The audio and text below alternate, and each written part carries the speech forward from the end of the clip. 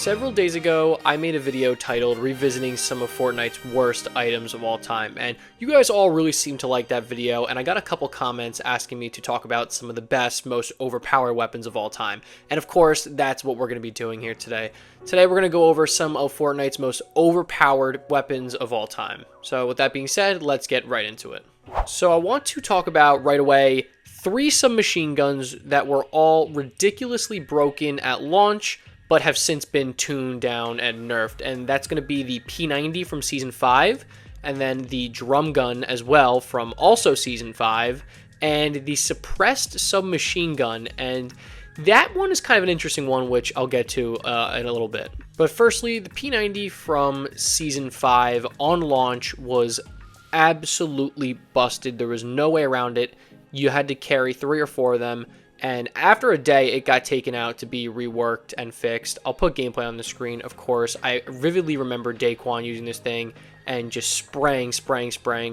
Unreal. And now the P90 has kind of come down to earth, and they fixed it and they patched it, and it's just kind of your run-of-the-mill SMG now. But when that thing came out, if you played with it, it was unbelievable. And I think the same can be said for the drum gun. When that thing launched, it was unbelievably broken, and so you had the P90, the regular SMG, and the drum gun all in the game at the same time. Now the drum gun, in my opinion, is one of the worst SMGs in the game, just because of its fire rate and spread and bloom and whatever. But back then, this version of the drum gun was unbelievably powerful. Everybody was carrying one, and now we see Midas's drum gun from Chapter 2, Season 2. That is kind of what the old drum gun was like. So you can imagine, 70 Midas's drum guns around the map. That's kind of what it was like. And the suppressed SMG is kind of an interesting one because, of course, at launch, it was just kind of your run-of-the-mill SMG.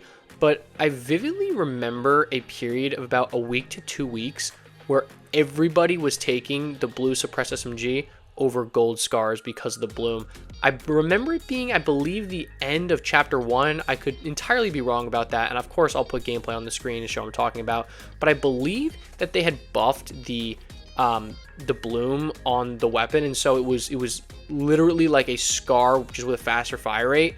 I'll put gameplay, of course, but I remember this thing being unbelievably strong for about a week or two, and so you can see why I wanted to put all these SMGs in a group together. And next I want to talk about, in my opinion, the best assault rifle of all time, and that is the MK7 assault rifle. Of course, recently we had the MK7 Alpha, I believe it was called, but that is nowhere near what the original MK7 was like. Unbelievable fire rate, and you had the red dot sight, which personally I come from an FPS background, so I loved that. Unreal recoil. There was no recoil, it just bounced up and down slightly, just held down the right stick if you're on controller, of course, and you were just going to beam with this thing. This is personally my favorite weapon of all time in Fortnite. And you could even use it as a sub. Like if you wanted to shoot a shotgun shot and then follow up with this weapon shot faster than almost all the SMGs. And to my knowledge, this weapon was also hit scan. So you just had your red dot on them, 100, 150 meters across the map, and you could just tap fire somebody because it had no recoil. This is probably the best assault rifle of all time. I think the only one that can counter it is the AUG without a scope from, specifically, I remember Chapter 2, Season 2, it just being absolutely busted. But yeah, that MK7 is my favorite weapon of all time, and in my opinion, I think it is the best weapon of all time.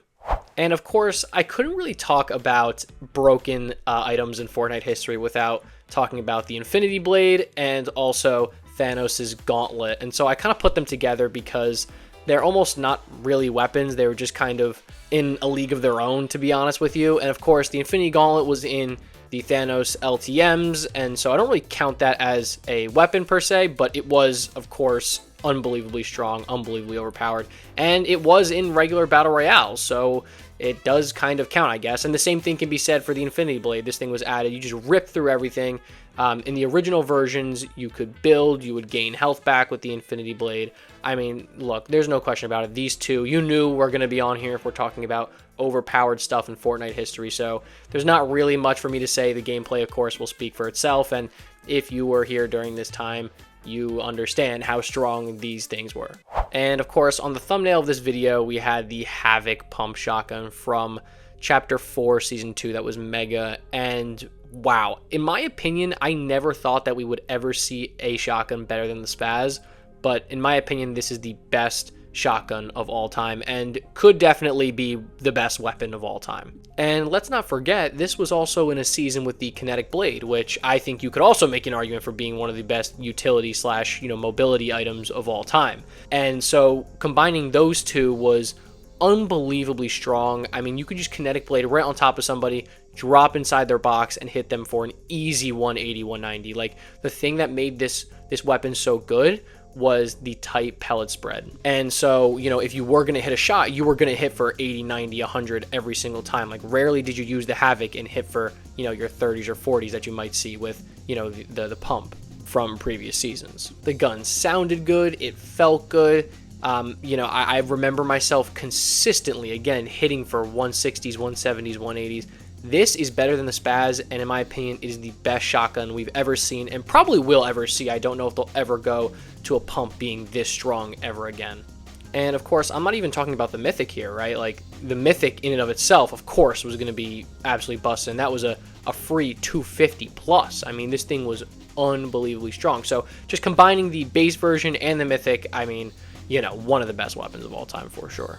Another weapon that was on the thumbnail of this video was the Shockwave Hammer. And I think the Shockwave Hammer is kind of hit or miss personally, because it was super, super strong, don't get me wrong, and it used to be even more strong than it currently is. On launch, the Shockwave Hammer had 4 hits instead of 3, so people could escape really more easily. And the problem with the hammer for me was just, I felt like you would just shoot somebody once and they would just be gone and they would just leave. And of course, that added to how strong it was. You could just get out of any fight whenever you wanted to. If you were in a box with somebody and you wanted to get out, boom, left trigger, you're gone. You're done for. You know what I'm saying? Or you also have the effect where you could just legit smack them with the hammer. They'd go flying back. You do, 100 plus damage. And let's not forget, when you used to leave fights, if you were in a box with somebody and you would, press the ability to jump or bounce with the hammer, that would do damage to them. That would actually do damage. And so the only thing that I can really drag on for the hammer was the animation once you were done swinging and your hammer was in the ground took forever. So if you did not hit somebody, if you swung the hammer at them and you missed them, you were basically a sitting duck. And I think that's kind of how they were trying to balance it.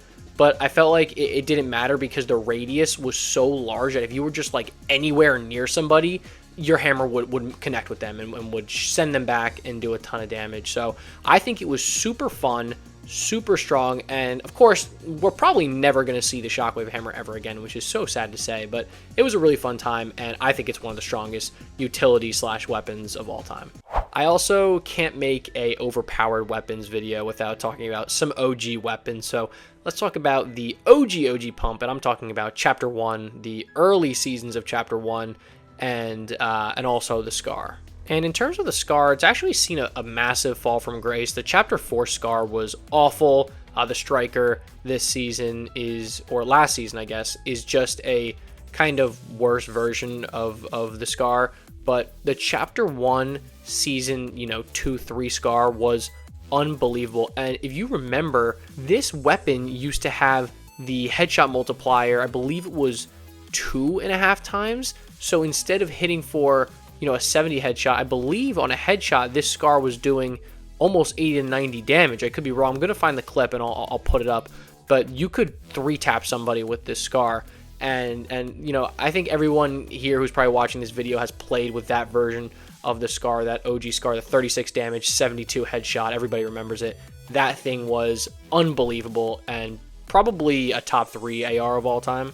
And the pump, there's really nothing for me to say here. This thing was just unreal. You all remember the clips of Ninja and those guys hitting for 160 or 180 from 20 meters away. Double pump. I mean, I can't even talk about it because it was just that strong that, you had to kind of be there to experience it. You were having common and green pumps hit for 220 damage. I mean, need I say more? Like, it was just that strong. And so I'll let the gameplay kind of talk for itself, but it was just unbelievable. I can't even imagine that being in today's game. But yeah, I mean, it was just so strong. I also wanted to throw the old heavy sniper onto this list because that thing was an absolute animal. And if you don't remember, This heavy sniper on launch was hitting for, I believe, 156 and 158. I mean, you're hitting somebody and then you just follow up, tap them once with the AR, and they're dead. But now we've seen the heavy sniper, longer reload time. We're not one-shotting all builds. You know, we're doing 120 damage. Like, yeah, it's still a lot, but like nothing what it used to be. And I remember the big thing, double heavy snipe. Double heavy snipe was huge. You have one of your buddies ping the wall, snipe the wall, and then you would follow up and just insta headshot somebody for 380 damage. I mean, it was ridiculous. That sniper is the best sniper of all time. Now, currently, I would actually probably say the Hunter, Bolt, or even the Reaper are probably the best snipers of all time. We've seen a heavy fall from grace from the heavy sniper, unfortunately. But on launch and for a solid couple of months, that was the best sniper of all time. And we're talking about broken guns on launch. Let's talk about the Season 9 combat shotgun at launch. And this was a big deal for a couple of reasons. I believe this was the first time they ever actually vaulted the pump shotgun. I could be wrong, but they did vault the pump, and so of course they had to follow it up with another strong shotgun. But the problem was they went a little overboard, and the Season 9 combat shotgun was absolutely ridiculous. The range, I remember watching on the launch of the season, Daquan use that combat shotgun, and I think it was 90 to 100 meters, and this shotgun was still hitting. It was unbelievable. The gold combat shotgun with the tight pellet spread was 100 damage guaranteed. Like, this thing was unreal, super fast fire rate. Every time you would reload, it would reload 2 shells. And of course, they had to nerf it, which they did. And now the current combat shotgun, in my opinion, is one of the worst of all time. But if you use that combat shotgun, you know how good and how strong that shotgun was. And again, in my opinion, the Season 9 combat shotgun on launch is probably a top 3 shotgun of all time. There's no question about it. And for my final selection of this video, I think you could honestly go with any of the mythics from Chapter 2, Season 2. But in my opinion, I think the best was Brutus's minigun.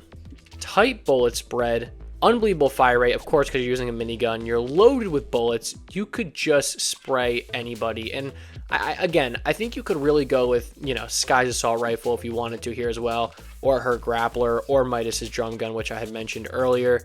Not TNT's Kaboom Bow, I don't think, but you know, again, they were just so strong, and they're mythic, so of course they're supposed to be. I think they went a little overboard with Brutus's, because if you had that thing, you were basically guaranteed to win, and that's why the Grotto was such a hot drop. I remember me and my boys would drop retail and then loot up and then go straight to Grotto to try and third party.